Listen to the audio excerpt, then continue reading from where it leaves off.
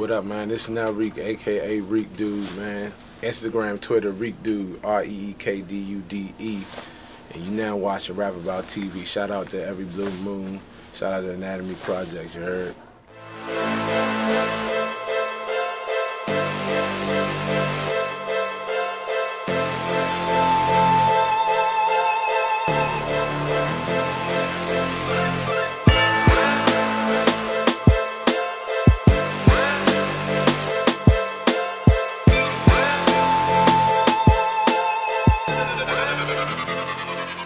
Welcome back, people, man. RapAboutTV. Your host, Ab Judah, right here. I got my man from Anatomy Project, Mr. Reek, man. What's going on, bro? Man, what's happening, man? How you, man? I'm good, man. I appreciate you joining us, man. Yes, sir. Right now, we in First Down Sports at Forestville Mall. What's the significance of the store for you? First Down was a place that I kind of honed my business skills. I was working here at a young age, like 15 years old, through college, and the owner, Kyle, he gave me my first chance to like kind of see how business is run and how to be an entrepreneur. And a lot of the things I learned here, I just took with me into the business world, and I, have been implementing those things in a lot of the stuff that I do, whether it's music, whether it's fashion, whether it's whatever. I learned a lot of that here. Okay. Now, what's one thing that you learned here that you use in every facet of things you do? To keep grinding. I learned that like it's not an overnight process, and I learned that no matter what you do, if you make a mistake, you gotta learn from it. You gotta bounce back. Like, you never fail when you learn. And as long as, if anything you do, if you mess up, if you learn from it, you can be able to get up. You know what I'm saying? Reset your focus, readjust, and keep progressing forward. And you need that in this world, period, but especially in business, because it's not always going to be, shiny. It's not always going to be a smooth process. It's a rocky road, and you got to learn how to deal with it. When the course changes a little bit, you got to be able to deal with it and keep moving forward. Okay. Now, you think that's something that a lot of people, they take for granted? That absolutely, it's okay to fail. Right? Yeah, absolutely. I feel like a lot of people got a fear of failure, so they won't try things. And Kanye always speaks to that. He talks about that a lot. You can't be scared to fail. Like, the worst thing you want to do is have questions of what if. Now, after you left the store, what was your first endeavor, whether big or small? Wow. I was probably when I was in college, and then that's around the time where I really started dabbling in the music. With going to school with Wale at Bowie State, and then my partner Osinachi, and I ended up putting them two together, and they made Nike boots together. So around that time when Wale took off, that's kind of like when I started going into being able to travel with him and see the entertainment world, and see hitting the road with him, going to different places and being able to. So I would probably say like the kind of like the music swing took course, like right after I left here. Now, was that something that you were interested in prior to? Yeah. To that? What's funny is, when we was working here, me and a couple of my partners, we used to make the CDs and sell CDs out the store. Like, we used to we used to be hip to a lot of artists beforehand. There was a partner of mine that rest in peace. His name was Saeed Alisha, and he used to work in here with me, and he used to have this way of going. He was manipulating the internet a long time ago, so he used to be able to like get music, however he did it, from other areas. So like 2003, we used to be in here listening to Jeezy before people heard of him. But we used to be like having CDs, burning them, and then selling them to the homies out of here. You know what I'm saying? So we definitely, this was our little music hub, because we used to play a lot of stuff. Wale used to bring his CDs in here, give them to me, his mixtapes, when he used to have the Xerox copy, you know what I mean, joints, and he used to hand it to me, and I used to put them in people's bags when they shopped here. I used to do a lot of that stuff. We used to play it in here, so, and then my partner was producing on it, so we was all, just trying to, like, it was like cross-branding, you know what I'm saying? When he shot videos, like if you look at Uptown Romans, it's a scene of me in here, you know what I'm saying? So like, we was doing a lot out of here, you know what I mean? I'm trying to picture the video, man. Yeah, it's like a one quick scene, it's me like right in here, you know what I'm saying, on the Uptown Romans video. And my man Osinachi, he produced that record too. So what was your early role with BOA, or just with Wale in general? Well, you know, Wale, we just started as friends, and then, you know, he had went to Interscope, and you know, his first album time, they kind of undershipped the album. He was a little blown about that, so me and a couple other friends, we was doing parties under BOA name, and you know, we kind of just formalized around him to give him a unit to be able to run with, because you know the label had kind of left him out to dry a little bit, and you know, when that happened, he needed his own team to make moves with, and we just jumped in on the saddle with him. He felt I was already around him in college, so it kind of like he was familiar with me already, and then you know we just ran with it. He was down, we was down, and we just hit the ground running. Okay, so I had different stories about, you know, how BOA originally started. I heard it was sports, and I heard it was part. So what was the? Yeah, it was like, you know, we all played ball coming up. We all was athletes coming up. You know what I'm saying? In our different areas we were from. But really, what it really was, it really kind of started us. You know, we was looking to go, like, at first it was supposed to be like just kind of like a branding marketing thing, but then it spun into the party scene, and then from the party scene, I was doing music already. I was already getting into the music, so I brought the music element to it. And then, you know, we all had, like, I had an artist I was working with. G, he had Black coming from V-State with him, so we all just kind of, you know, put everything together. When Wale's situation happened and he was like, you know, y'all, you know, let's get together and do something, we was ready for it, you know what I'm saying? You mentioned how you was, you know, how you had a hand in the studio stuff with recording and all that. How did that start for you? Man, you know, people, you know, you felt like you had an ear, people trusted your words. Yeah, that's really, yeah, that's how it started actually.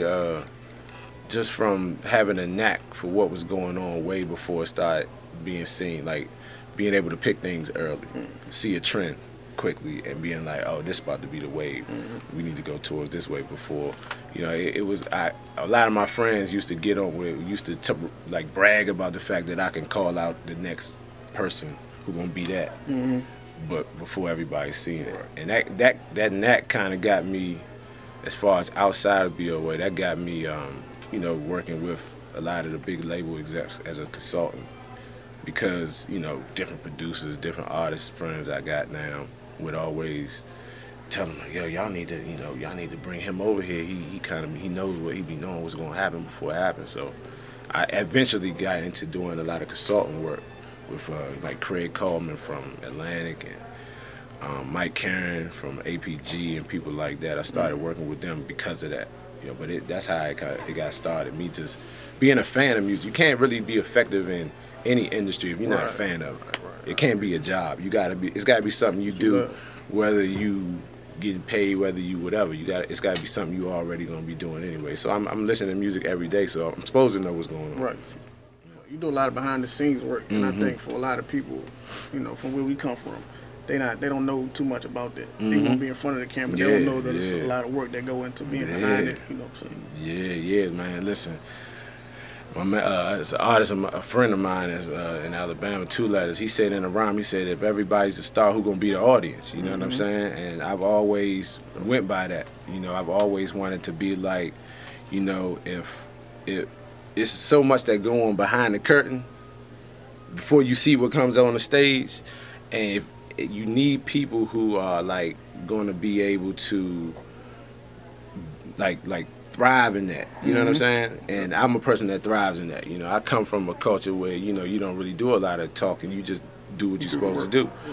And you know, I found my place in that. You know, I see what artists go through, man. I don't like taking 1 million pictures. I don't want to sign 1 million autographs. I don't want to do all that. You know what I'm saying? But I was able to find out that you can live and be successful in that element without all of that. And that's where I found comfort at, you know what I'm saying? That's where I found my peace at, you know. You do the thankless jobs, you know what I'm saying? Like, every time an album is bought, it's a lot of credits on it, you know what I'm saying? Those people getting paid too, you know what I mean? And, you know, that's what I want to teach a lot of the youth, you know what I'm saying? And the people coming up, I want to teach them that, you know, you might want to be that artist or that ball player or that actor or whatever, but just in case you don't be able to make it to that level, you can live pretty good and you can do a lot of cool things being somebody. You know, everybody needs a manager, a lawyer, a financial advisor, a marketing person, a branding person, a producer, a writer, you know what I'm saying? All of these things, a stylist. It's ways to do it, you know, it's other things you can do within entertainment. Like, I never try to sway you say all the little kids in the urban environments, all they want to do is they want to be ball players, or they want to be actors, they want to rap. Yeah, that's cool. Like, I don't never try to push them from it, but you got to teach them that it's other things you can do and live and have a cool life, you know what I'm saying? My kids love it, you know, the fact that I be around all these people. I'm the cool dad, so I ain't mad at that. You know, music and the fashion world always collide, so about a year ago I started working online, and I launched it this fall called Anatomy Projects, and you know, just been grinding that, so you know, been doing a little bit of everything. What's the Anatomy Projects? What's the idea behind the title, and what's the concept of the brand? Well, the concept of the brand is just it's like a high quality fabric, like leisure wear, you know what I'm saying, from sweatsuits to you know, just nice. I'm in the fabric and how things feel on you, you know what I'm saying. And what I wanted to do with Anatomy Projects is to make pieces that you want to wear every day because it's that comfortable to you, feels that good to you, and that you want to. Every day I want you to have something on that you like, you know, I can wear this, I can wear that, but nah, I'm gonna put this on because this is my favorite piece. You know what I'm saying? Is this what you wearing? Yeah. This is the first piece. This is our kickoff piece. This is actually called the Reek Dude sweatsuit. You know what I'm saying? And this is our first. We did these in 3 colors, and in January we launching a couple new pieces. But this is the first piece that's been doing pretty well. Okay, now if I was trying to get that, where would I get that? We got a site called anatomyprojects.us. You can buy it there, and then like I said, we got 3 stores in New Orleans and then 1 in New York, and I got a venture coming here too, January also. Supposed to be doing something with a local boutique also. So. Now, as far as home, how much attention do you pay to what's going on at home since you're traveling so much? Really? Yeah. When I'm not here, I'm still here. You know what I'm saying? Like, musically, anything that's going on with DC, you know, even being out LA, I don't call LA home. That's more like work for me. But this is always home. So this DC, Maryland, Virginia area, I'm always here. Like, I always know what's going on. I'm always in tune with everything going on here. Like they're about to do that big music conference, which is gonna be dope, and I'm gonna be a part of that too, made in the DMV. But yeah, I'm always abreast with everything that's going on here, like everything. You know what I'm saying? Like, anytime something happens, I know about it. You know what I'm saying? Even before it happens, most of the time, but I know about it because, you know, you got to know where when you out traveling, people want to know where you from. Right. They gonna ask. You know what I'm saying? Like, oh, so what's going on? You know, I know. I'll be able to tell you. You know what I'm saying? And I take everything from here everywhere with me. You know what I'm saying? Even when I was just in New Orleans, and my partner with Anatomy Projects, he trains a lot of pro athletes. He's training a baseball player right now, Ryan Adams. He used to play for the Dodgers, and you know, I had him listening to people's music from here, and then we in the gym working out. He's listening to everybody's music here. I got Glizzy playing, Trail playing, Black Cobain playing, like Big Fella playing, and he's like, oh man, they from DC too? Like, yeah, you know what I'm saying? They from here. So, you know, you gotta always know what's going on at home, because that's how you spread, you know, you spread the word. Like, you want it to thrive. Like, I want the scene to thrive here, like I've seen it in Atlanta, in LA, New York. Like, I've been all of these places, so somebody got to carry the torch. You know what I'm saying? So, you know, I love it. Is anybody else that you listen to, whether you got your eye on them for the label or just somebody you listen to from here? From here, HD Mikey. That's my new thing. That's my new. He's young, 16, from over Simple City. HD Mikey, that's my little. I'm a fan of him. HD Mikey's gonna catch a big wave out of here. So y'all heard that here first. You know what I'm saying? If somebody want to follow in your footsteps, they want to do behind it, they want to do the branding, they want to do the marketing, and music fast. What's a piece of advice you would give to them to get them started? Start now. Like, don't wait till tomorrow. Start right now. You know what I'm saying?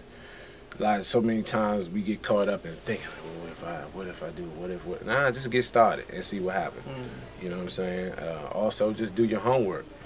That's real important. Like whatever it is you want to get into, study it.